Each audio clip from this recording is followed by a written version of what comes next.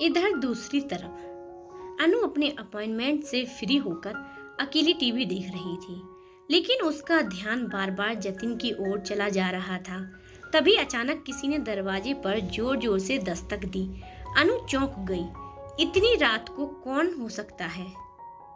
वह खुद से बुदबुदाई, कहीं मन्नत तो वापस नहीं आ गई। लेकिन फिर वो खुद ही उलझन में पड़ गई। मन्नत के पास तो घर की चाबी थी, वो इस तरह क्यों खटखटाएगी? दस्तक फिर तेज हुई। अब अनु घबरा गई। वह धीरे धीरे गेट की तरफ बढ़ी और जैसे ही दरवाजा खुला, सामने खड़े आदि को देखकर स्तब्ध रह गई। आप? उसने हैरानी से कहा। आदि बिना किसी भूमिका के गुस्से में घर में दाखिल हो गया। क्या मन्नत यहाँ है? अनु पीछे पीछे भागी। नहीं, पर हुआ क्या है? वो तो आपके साथ गई थी ना? फिर? आदि ने दीवार पर जोर से मुक्का मारा। उसकी आंखों से आंसू के साथ दर्द भी था। अगर वो यहाँ नहीं है तो कहीं वो सच में उनके साथ तो नहीं चली गई? वह खुद से बड़बड़ाया। अगर ऐसा हुआ है तो मैं किसी को नहीं छोड़ूंगा। अनु कुछ समझ नहीं पा रही थी। कृपया मुझे बताएंगे क्या हुआ है? मेरी दोस्त कहाँ है? आदि ने उसकी ओर देखते हुए दांत भींचते हुए गुस्से से कहा। तुम्हारी दोस्त, तुम्हारी सो कोल्ड बहन अपने नकली माँ बाप के साथ चली गई है और अब मैं उसे खुद वापस लाऊंगा। अनु अवक रह गई। नकली माँ बाप? उसके होंठ कांप उठे। पर मन्नत ने तो कहा था कि वो अनाथ है, उसका कोई नहीं है। तो फिर ये सब क्या है? उसने मुझे बताया क्यों नहीं? उलझनों में डूबी अनु ने तुरंत अपना फोन उठाया और मन्नत को कॉल लगाने लगी। उधर मन्नत इस वक्त राम और सिया के साथ उनके घर के लिविंग रूम में बैठी थी। उसकी आंखें बार बार सिया पर जाकर टिक जाती हैं, मानो वह उस ममता को जी भरकर देखना चाहती हो जिसे उसने कभी महसूस नहीं किया था। सिया ने उसकी ओर देखकर प्यार से मुस्कुराते हुए कहा, बेटा, पार्टी में तुमने कुछ नहीं खाया था। आज मैं अपने हाथों से खाना बनाऊंगी और हम साथ में बैठकर खाएंगे, सिर्फ हम तीनों। राम भी स्नेह भरी निगाहों से मन्नत को देख रहे थे। मन्नत की आंखें भर आईं, वो भावनाओं से भरी हुई थी। एक ओर अनु का सवाल, दूसरी ओर ये ममता। सच क्या है, झूठ क्या है, ये फैसला अब जल्द सामने आने वाला था। मुझे याद दिलाने की कोशिश मत कीजिए, मुझे नहीं खाना, मन्नत ने ठंडी और कठोर आवाज में कहा। उसकी आंखों में अब ना कोई अपनापन था और ना ही कोई उम्मीद। राम ने गहरी सांस लेते हुए शांत स्वर में कहा, बेटा प्लीज नाराजगी छोड़ दो। हम मानते हैं कि हमसे बहुत बड़ी गलती हुई है, लेकिन हर बार हमें हमारी ही गलती का आईना दिखाना क्या जरूरी है?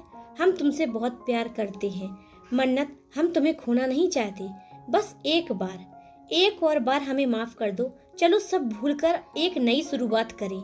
लेकिन यह बात सुनते ही मन्नत का गुस्सा और भड़क उठा। कैसे भूल जाऊं?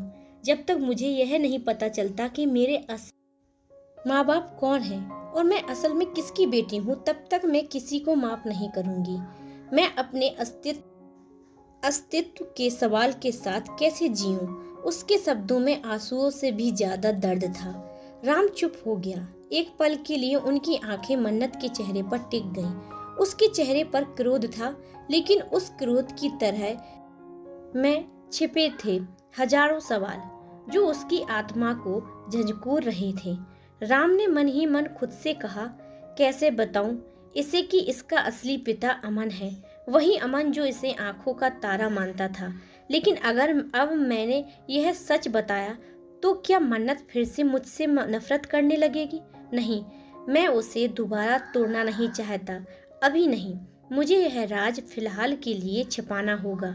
राम ने धीमे से मुस्कुराकर मन्नत की तरफ हाथ बढ़ाया और कहा, चलो बेटा, अब मैं खुद तुम्हें लेकर चलता हूँ। पहले तुम कपड़े बदल लो, फिर हम साथ में डिनर करेंगे। आज की पार्टी में जो कुछ भी हुआ उसके बाद तुम थक गई होगी। मन्नत ने गुस्से में उसका हाथ पकड़ते हुए कहा, थक गई हूँ क्योंकि पार्टी में आपके बेटे ने मेरे साथ जो किया वो शर्मनाक था।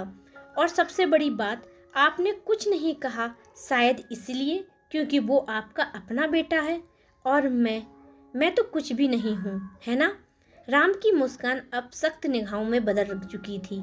उन्होंने गंभीर आवाज में कहा, बस करो मन्नत, ये क्या बकवास है? कैसी बेहुदा बातें कर रही हो। जो कुछ भी उसने किया वो मैं भी स्वीकार नहीं करता। बहुत जल्द उसे सजा मिलेगी। मेरी इज्जत भी दांव पर लगी है, लेकिन इसका मतलब ये नहीं कि तुम खुद को कुछ नहीं समझो।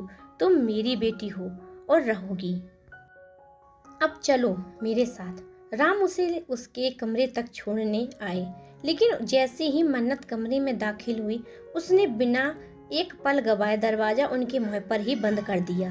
राम दरवाजे के बाहर कुछ देर खामोश खड़े रहे, फिर प्यार से दरवाजे पर हाथ रखा और धीमे से बोले, हमें पता है बेटा कि आज भी तुम्हारे दिल में हमारे लिए बहुत प्यार है।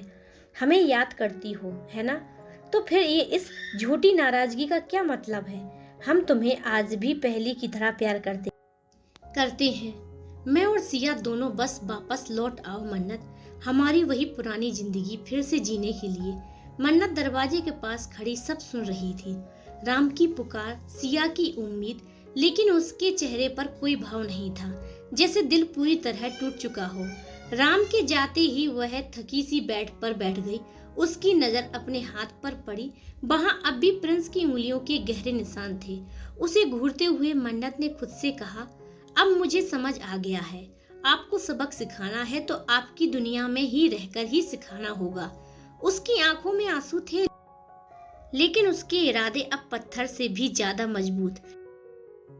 आज आपने सबके सामने मेरा अपमान किया, अब मैं आपको चैन से जीने नहीं दूंगी। वह गुस्सा से वॉशरूम की तरफ गई।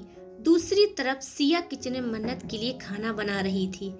हर एक रेसिपी में माँ का प्यार घुला था। राम धीरे से आए और बोले, लगता है वो तुम्हारे हाथ का खाना खाएगी। सिया मुस्कुराई और कहा, वो जितना भी गुस्सा दिखाए, प्यार अब भी पहले जैसा है। मेरे हाथ के खाने की तो उंगलियां चाट के खाती है। वो भूखी रहेगी पर मेरे बनाए खाने से इनकार नहीं करेगी। राम की आंखों में भी थोड़ी राहत झलकी, लेकिन उधर जैसे ही मन्नत वॉशरूम से बाहर आई और बेड की तरफ देखा, उसकी चीख पूरे घर में गूंज गई। नहीं, ये कैसे हो सकता है? उसके चेहरे पर डर, घबराहट और एक दर्द एक साथ उभर आए। बेड पर कुछ ऐसा था जो उसकी दुनिया को फिर से हिला गया। क्या वो प्रिंस से जुड़ा कोई रहस्य था, या राम और सिया ने कोई और सच्चाई छिपा रखी थी? कहानी यहीं खत्म नहीं होती। ये तो बस शुरुआत है मन्नत के बदले की।